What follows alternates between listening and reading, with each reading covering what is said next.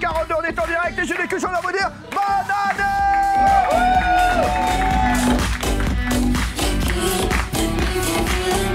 Bonsoir. Qu'est-ce qu'il y a? Oui, bonsoir.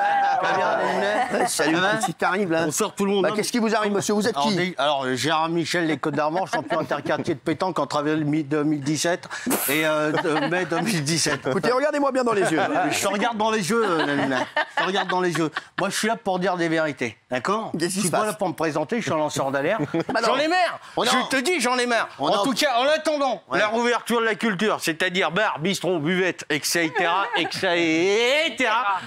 j'ai créé pour l'application Mon Anounache. Vas-y, c'est quoi? Ça s'appelle Insta 3 grammes. Ouais. Ça s'appelle Insta 3 grammes. Ouais. Bon, c'est pour faire les apéros entre amis, entre collègues de bureau après, voilà, après 18 heures. Ouais. Et pour voilà, ceux qui sont de l'ancienne école, bon, bah, t'as le numéro de téléphone. Il a fait 5 millions. Deuxième semaine, 3 millions. La semaine dernière, il était en dessous des 3 millions. Bah oui, bon, vous avez vu les épreuves? Il coupe des papayes avec un couteau suisse. Non mais oui, non mais c'est pas possible. On peut pas couper des fruits comme ça en prime time sur TF1. Il nous a fait plus de mal en 3 semaines que Bernard Montiel en 20 ans de carrière. Et Dieu sait que Bernard Montiel nous a fait mal. Bah je vous le dis. Il faut que ça cesse. Mais bordel de merde, qu'est-ce que je fais? Il faut le stopper. C'est un ordre. Je vous donne l'ordre de le stopper. Faut le stopper, Farge.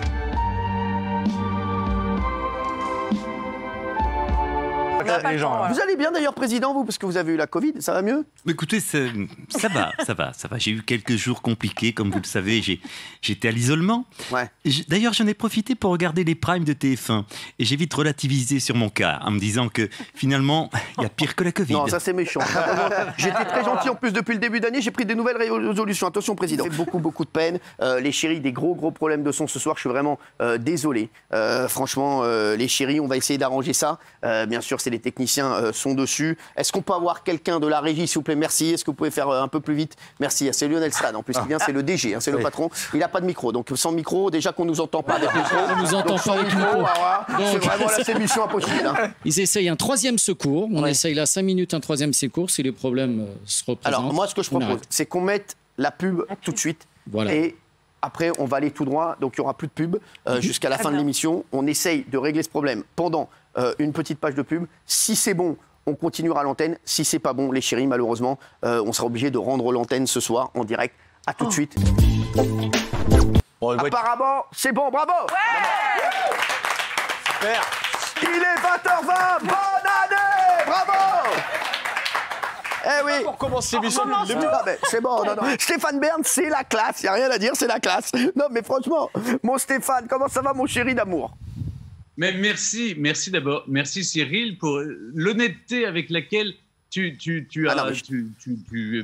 fais amende honorable en quelque sorte. Mais au fond, la leçon à tirer, c'est qu'il faut pas se moquer des émissions avant de les avoir regardées. Ouais, c'est mon problème, ça. Merci à tous d'avoir été aussi nombreux à regarder l'émission hier. Et les chéris, ce matin, en voyant les audiences, je me suis dit, les mecs, est-ce qu'on tient pas un truc avec une émission sans son?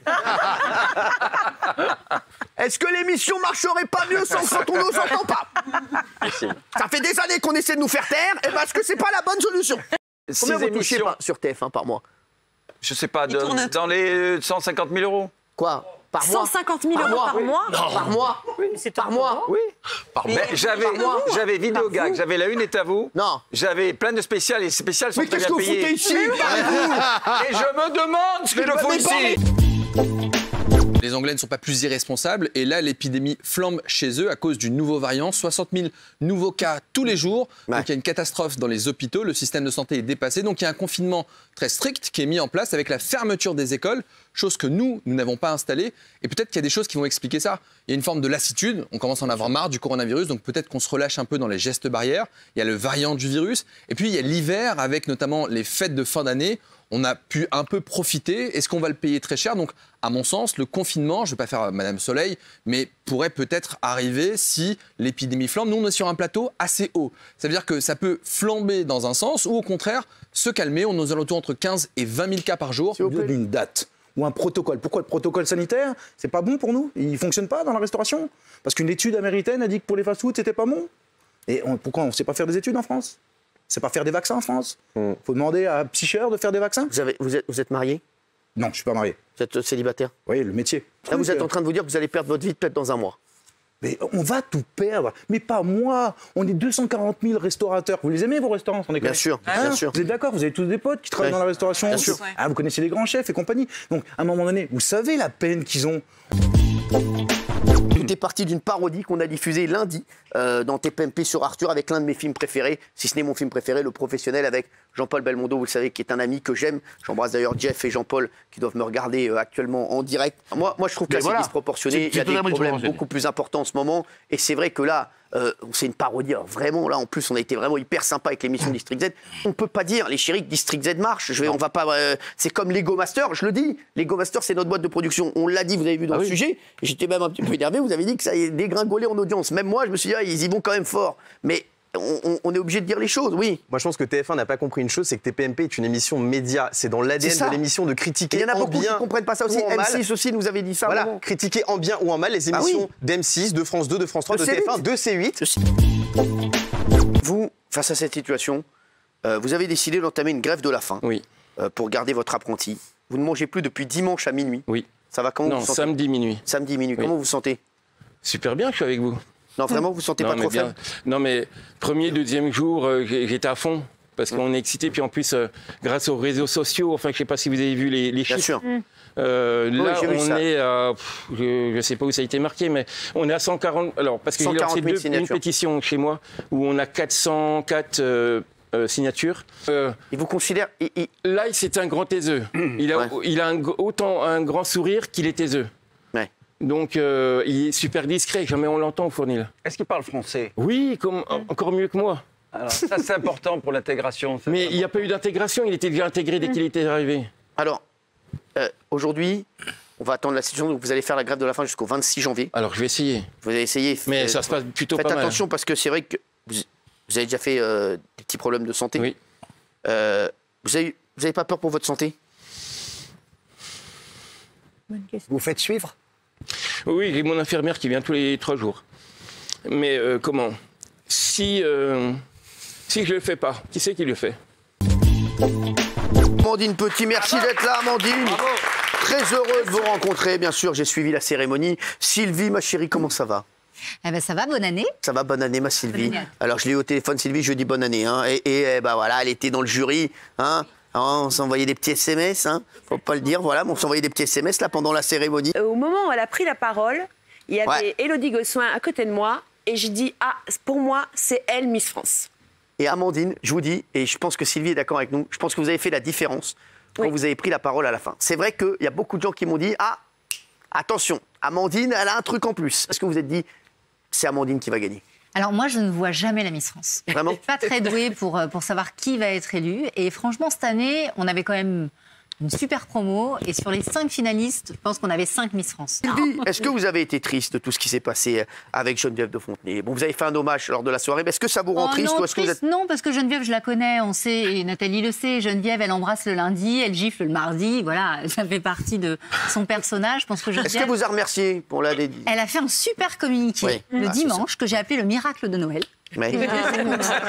Parce que, et je tiens à la remercier parce que, voilà, elle a dit que l'émission était très belle, que on avait. Et de toute façon, moi, le seul regret, c'est qu'elle soit pas sur le plateau parce que on l'a vu avec toutes les Miss France, on voulait vraiment lui rendre hommage. Miss France, c'est elle, ça sera toujours Geneviève, quoi qu'on en dise.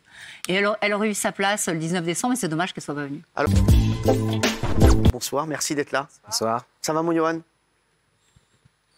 Pas fou. Rien. C'est pas la folie. Non. Il a 36 ans, 36 ans, Johan. Ça démarre en septembre. Là, vous ressentez les premiers symptômes. Ouais. Perte de goût, l'odorat, des maux de tête violents. Alors là, je pose la question, je me dis, mais moi, j'ai fait un test. J'avais tous les symptômes. Pourquoi il était négatif? Et là, j'apprends que si le virus est passé dans les bronches, il est plus détectable. C'est ça. Et ils me disent, voilà, la situation est vraiment critique. Et on va être obligé de vous intuber. parce qu'il vous faut un maximum d'oxygène dans les poumons. Et pour la première fois de ma vie, j'entends ce médecin qui est devant moi et qui me dit « Monsieur Pani, la situation est grave. Il faut que vous en ayez conscience. Le pronostic vital est plus qu'engagé. Et je vais être franc avec vous, parce que je dois pas vous le cacher, mais vous risquez de mourir. »